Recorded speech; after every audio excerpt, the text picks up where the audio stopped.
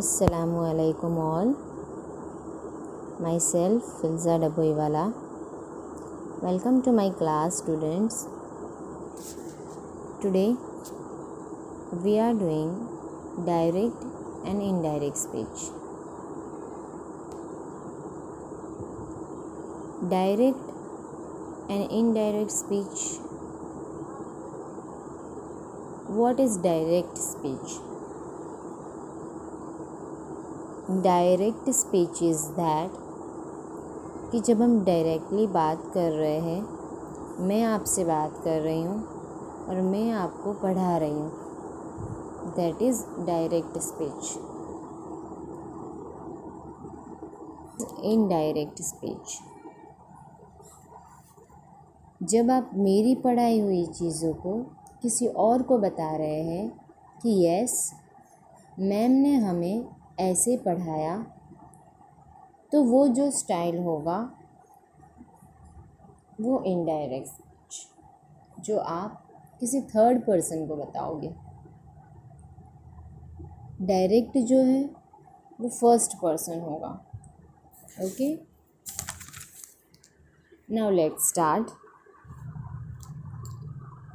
First topic, we can convey a message spoken words in 2 ways. हम spoken word को 2 तरह से बताते हैं. First one direct speech and the second one indirect speech. Direct speech repeats और quotes the exact word spoken. Direct speech अगर आपको मेरी कही बातें एज इट इज़ किसी को बतानी है तो आप उसमें कोटेशन मार्क्स के अंदर लिखकर बताओगे. Now what is quotation marks? Quotation marks is that double inverted comma, this is called quotation marks. तो जब आप डायरेक्ट स्पीच को अगर मेरी कही बातें किसी को एज इट इज़ बताना चाहते हो तो उसको आपको इन्वर्टेड कॉमा या डबल इन्वर्टेड कॉमा में लिखना है.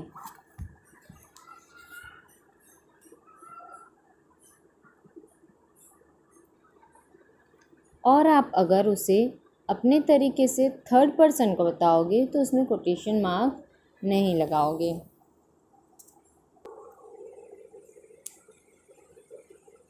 Okay, next direct speech. In writing, we place the words spoken between quotation marks. As I say, जब आप किसी की बात को as it is बता रहे हो तो you have to add quotation mark. Like first sentence देखिए, she said today's lesson is on environment. आज का जो लेसन है वो एनवायरनमेंट पे है.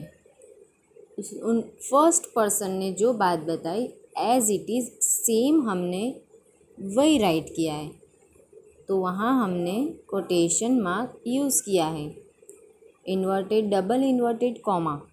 ओके, और today's lesson is on environment she said. Okay, clear.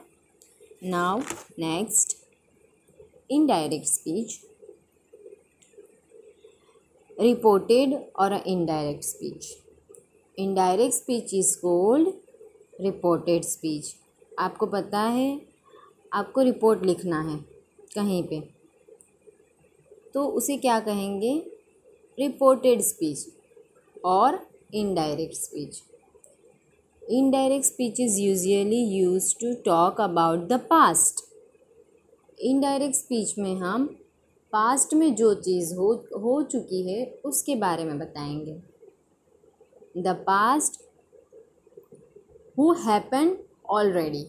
Okay, so we change the tense of the word spoken. लेकिन जब हम बात वो बता रहे होंगे पास्ट की तब हम टेंस चेंज करेंगे. Okay, we use reporting verbs say, tell and ask.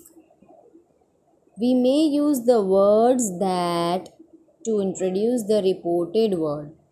Reported word को इंट्रोड्यूस करने के लिए हम क्या यूज़ करेंगे? That. And inverted commas are not allowed. और वहाँ पे इन्वर्टेड कॉमा अलाउड नहीं है, हम उसको यूज़ कर नहीं सकते.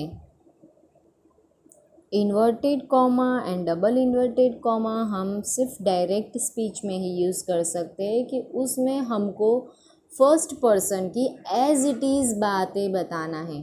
ओके. इनडायरेक्ट स्पीच में हम डबल इन्वर्टेड कॉमा और any type of comma use करेंगे नहीं.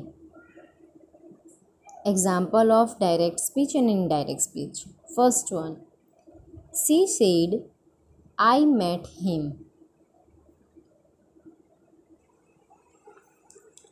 उसने कहा मैं उससे मिली. Now second, she said that she had met him. Look here. The first one is she said I met him. उसने कहा मैं उससे मिली. डायरेक्ट था वो, उसमें इन्वर्टेड कॉमा यूज़ हुआ है. दैट I met him, मैं उससे मिली, वो हमने उसको इन्वर्टेड कॉमा में लिख दिया. अब सेकेंड देखो, सेकेंड में क्या है? शी सेड दैट, उसने ऐसा कहा था. That she had met him. यहाँ पे पास्ट फॉर्म में हमने इनडायरेक्ट स्पीच में दैट यूज़ किया है. That she had met him. Had क्या है? पास्ट है. इनडायरेक्ट स्पीच में हमने इन्वर्टेड कॉमा यूज़ नहीं किया है. That may be omitted. The third one is that may be omitted. अगर आपको उसमें इनडायरेक्ट स्पीच में दैट ऐड नहीं करना है तो आप उसे ओमिट कर सकते हो. Second example, she told him that she was attentive. उसने ऐसा कहा कि वो अटेंटिव थी. And the second one, she told him she was attentive. Okay, done. Now when do we use say and tell? हम से और tell कहाँ use करेंगे? डायरेक्ट एंड इनडायरेक्ट स्पीच में. First one, use say when there is no indirect speech. Okay. बहुत बार ऐसा होता है कि हम ये सोचते हैं से लिखें या टेल लिखें. अगर हम डायरेक्ट स्पीच यूज़ कर रहे हैं तो डायरेक्ट स्पीच में हम डायरेक्टली बोलेंगे. ओके. तो उसमें हम यूज़ करेंगे से. एग्जाम्पल देखिए, second one, he said that he was in school. Okay. उसमें हमने क्या यूज़ किया? Say, past form said. And always use tell when you say who was being spoken to. अगर किसी थर्ड पर्सन के through कहा गया है इनडायरेक्ट स्पीच में, last line he told me that he was in school. Indirect speech में told, tell.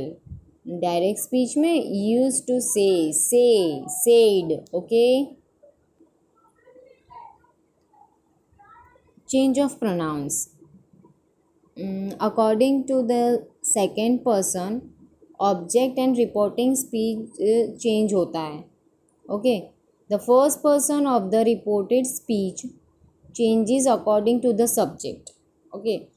Reported speech के according first person का जो सब्जेक्ट होता है वो रिपोर्टेड स्पीच में चेंज होता है. ओके. डायरेक्ट स्पीच में she said I am in 7th class.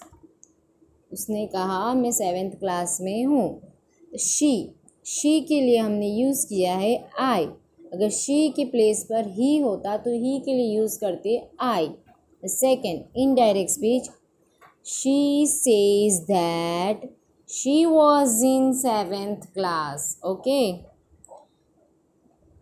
look here, direct speech में you can notice one thing, that we have used quotation mark in direct speech, and the second example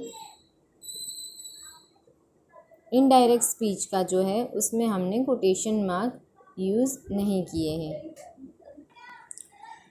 change of place and time, word expressing present और nearness in time or place in direct speech are generally changed into word is expressing past or distance in indirect speech. Direct and indirect speech में क्या होगा, जो present होगा वो past में change हो जाएगा। एंड द नियरनेस मतलब बहुत पास होना, करीब होना, ओके जो चेंज हो जाएगा डिस्टेंस में, दूरी में। तो नाव का मतलब है अभी, देन बाद में, नाव का then, here there, ago before, this so, today that day, tomorrow the next day, okay these that etcetera. Modals that not change in indirect speech, would, could, might, should और to. Direct और indirect speech में कुछ modals ऐसे हैं जो change नहीं होंगे। First one direct, he said I should face the challenge. इसको हम कन्वर्ट करेंगे इनडायरेक्ट स्पीच में, he said that he should face the challenge, okay तो यहाँ पे मॉडल चेंज नहीं हुआ है। Okay, thank you all for today. This is it. I hope you all are enjoyed. We will continue tomorrow, inshallah.